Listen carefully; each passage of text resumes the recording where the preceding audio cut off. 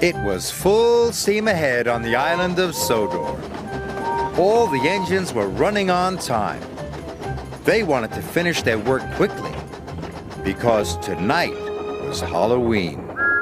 The engines loved seeing the children in their Halloween costumes.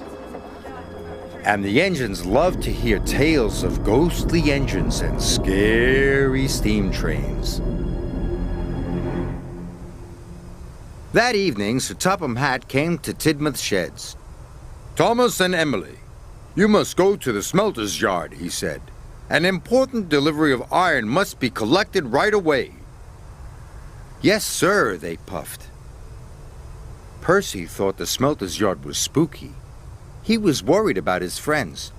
"Look out for ghosts," he whistled nervously. "It is Halloween."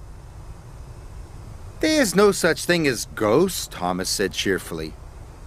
"It's just silly make-believe," added Emily. And they steamed off to the smelter's yard. The sun was setting, and it was getting dark. "Imagine being scared of Halloween," puffed Thomas. "Or the smelter's yard," sniffed Emily. "Pah," added Thomas. Thomas and Emily enjoyed feeling brave.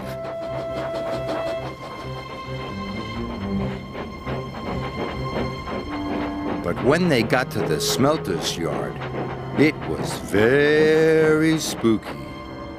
"Oh my," whispered Emily. "Oh dear," hissed Thomas. They puffed slowly through the piles of jagged steel and twisted scrap. The air grew hotter and the smoke grew thicker. Harry and Bert were lurking nearby. The two Diesels saw the chance to scare a couple of steamies.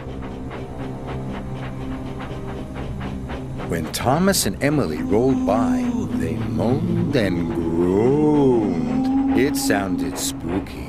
"What was that?" snapped Emily. "You said there was no such thing as ghosts." "Silly make-believe, you said," gasped Thomas. Suddenly, a freight car began to shudder and shake. "Cinders and ashes!" cried Thomas. "Help!" wailed Emily. "It's a ghost! Let's get away from here!" They didn't know Harry and Bert had been bumping the flatbed's buffers. The two naughty Diesels were having great fun. Thomas and Emily pulled up to the smelting shed. They gasped at the ghostly shadows and fizzing sparks. Their wheels felt as if they were frozen, but they had to go inside. "I hope the ghost hasn't gone in there," quaked Thomas. "Me too," quivered Emily. And they both rolled slowly into the smelting shed.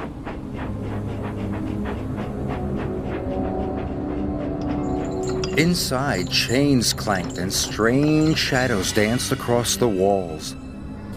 Must be brave, Thomas puffed. But it was spooky. Emily was turning around, ready to shun some freight cars. Suddenly, a great whoosh of sparks lit up the shed.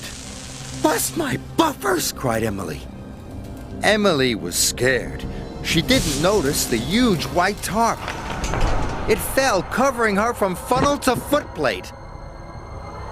"The ghost! It's got me!" She steamed away as fast as her pistons could pump. Thomas thought Emily was the ghost, and he raced out of the smelting shed.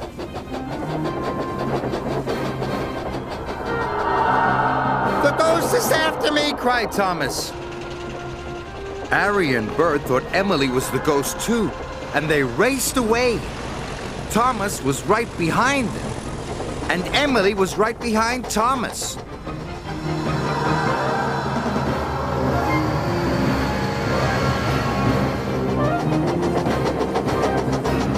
"Help!" Emily cried. "The ghost has got me!"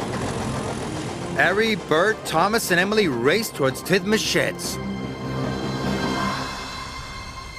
Tidmouth Sheds was quiet and peaceful. All the engines were fast asleep. Thomas's whistle soon woke them up. "It's Thomas!" cried Percy. "Something must be wrong." Suddenly, he saw Thomas, Harry, and Bert racing into the yards. "Stop!" he cried. Harry, Bert, and Thomas applied their brakes. They stopped just in time. "The ghost is after us," whistled Thomas. Percy was scared. But just then, Emily raced under a signal and the tarp flew off.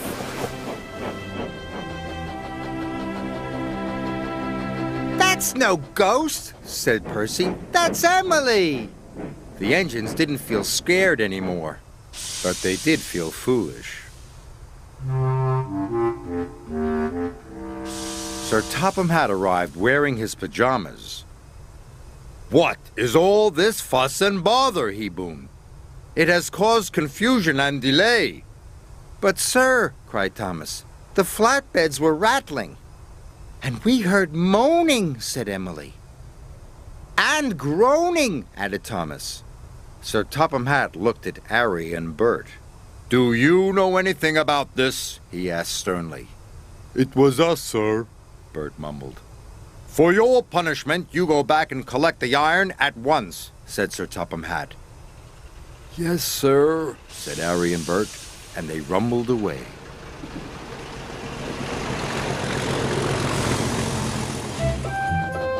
Whenever Thomas and Emily went back to the smelter's yard, they knew there was nothing to be scared of. After all, there is no such thing as ghosts. It was all silly make-believe.